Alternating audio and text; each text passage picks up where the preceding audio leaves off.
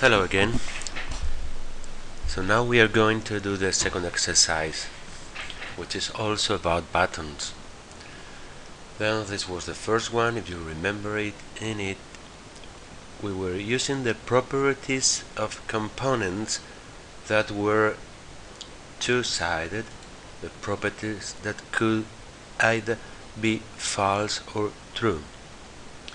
In this new exercise we will be using properties that can get different values, not just two of them.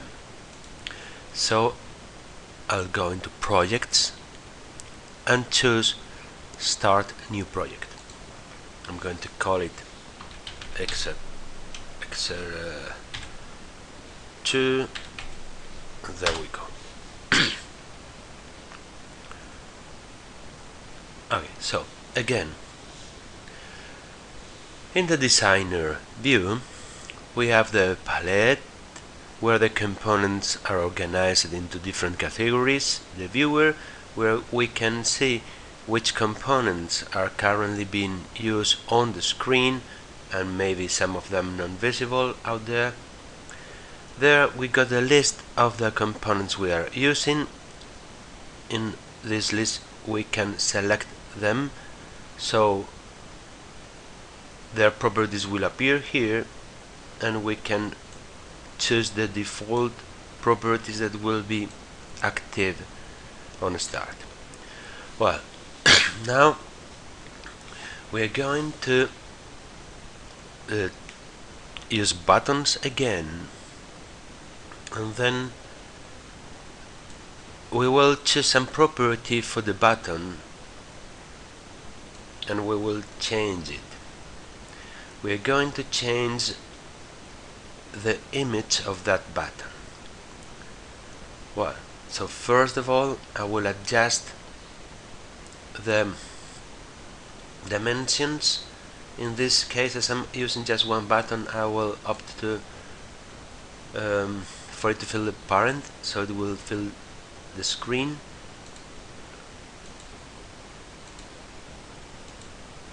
So I got a one big button filling the screen, and I will choose a picture for it. I have to upload it. I'll choose one from my hard disk. I'm going to use a cat's picture, like this one. Okay, so this cat looks more like a rabbit. It's a square picture elongated in a rectangular frame.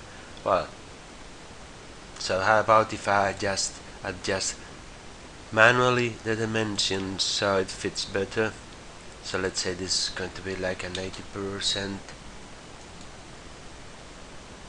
maybe even less, 70. Okay, 65. There we go. Something like that. Well, now there is some test. If you got a picture like this, the test there doesn't make too much sense, so we will just erase it. Okay, so no test there. We can use a label if we want to place some test. Remember, labels are precisely for that one. Well, so in this one we will, like, well, let's say again, don't or not touch the cat. Okay, like that, in red, bold and bigger.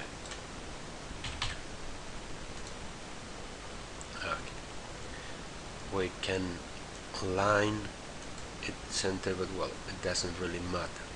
You know, if I wanted to center this one, I will have to place an underline structure, because I can just center the test on the label. Well, I can make the label fill the parent,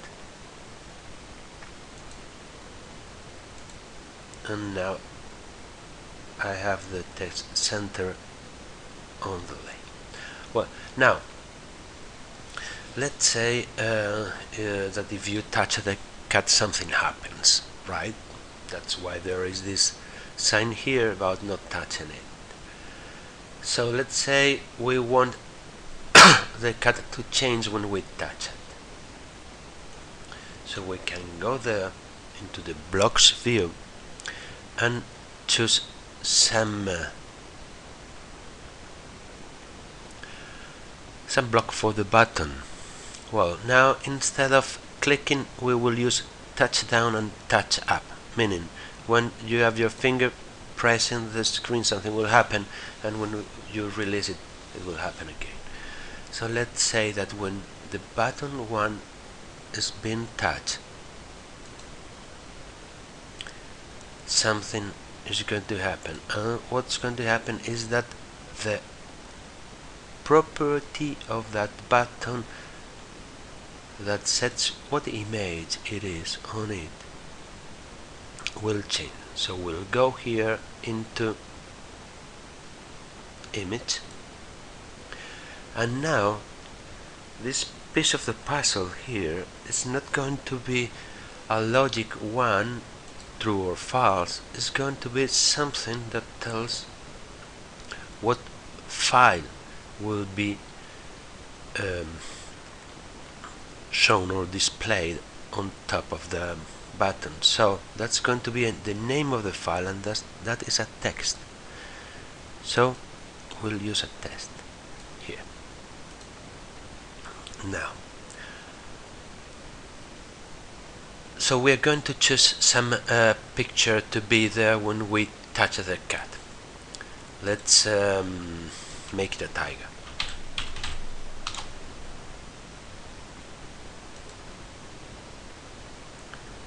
An angry tiger, like this one.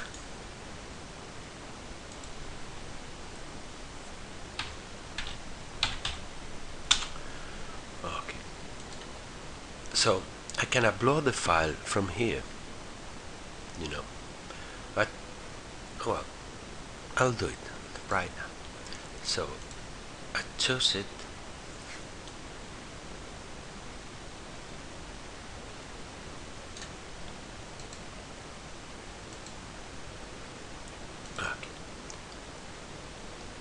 Now that I have it there, I have to copy precisely the same name and extension. If I don't include the dot and extension, it won't work. That's it. Okay, so let's say we also change the labels test. So here we go with the label properties and choose text, and then that is of course a text. We know where to find it. There. Let's change it. So I told you not to, like that. And then let's make things go back to the cat when we release the finger. So we can go to the button and use when button 1 touch up. Now we can duplicate this and this and change the property of image to be, instead of tiger, cat.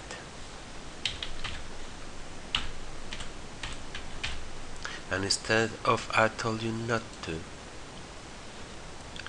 do not touch the cat. something like that. Okay, so now what's going to happen? What's going to happen is, at first you will have this picture and this test, and then when you touch it, the picture will change to the tigers one, and the labels text will change to I told you not to. And then if when you release the finger, it will change back. So let's include something else. Let's put some sound and some vibration so the surprise is bigger. Well, so now this is the first time we're going to look for a component outside the user interface. The sound is an example of a media component. So we click on media and choose sound and drag it. The sound is not visible, it doesn't appear on the screen, so it will be there under non-visible components. The sound needs a source, which is the file for that sound. We'll have to have one sound file for it. I'm going for the tiger's sound, so let's look for it. Tiger roar sound.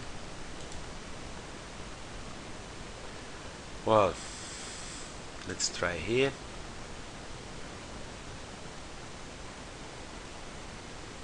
And let's hope this format will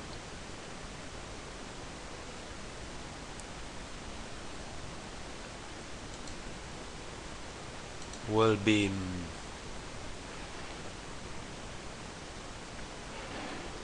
okay, will be allowed.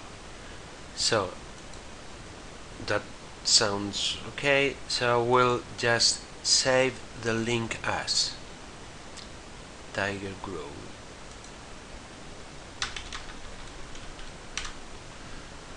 The same place as the pictures, so it's easy to find. There we go back and upload the file there under source.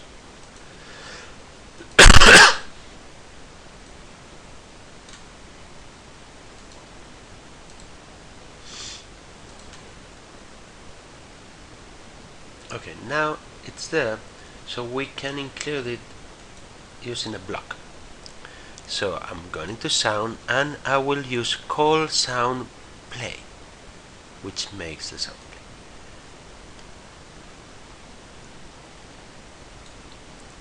And there we can also include call sound vibrate, which makes the small motor inside your mobile phone to move and make the vibration.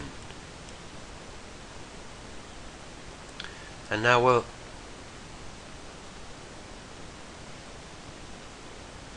probably I like to have the sound after the picture.